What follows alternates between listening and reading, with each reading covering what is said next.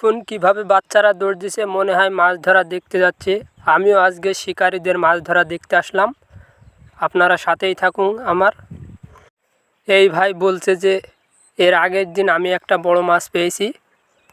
এই ভাই দুইটি বড় মাছ পেয়েছে, আপনাদের দেখাচ্ছি, আপনারা সাথেই থাকুন।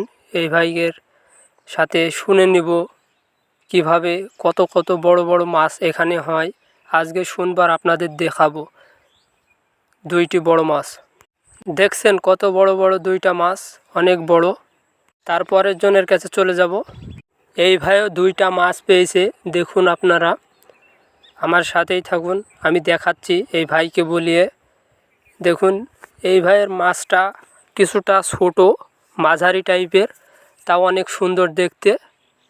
এখানে এক ছোট ভাই দাঁড়িয়ে আছে, এই ছোট ভাইয়ের নাকি ছিপের বড়শি ছিঁড়ে নিয়ে চলে গেছে, মনে হয় অনেক বড় মাছ।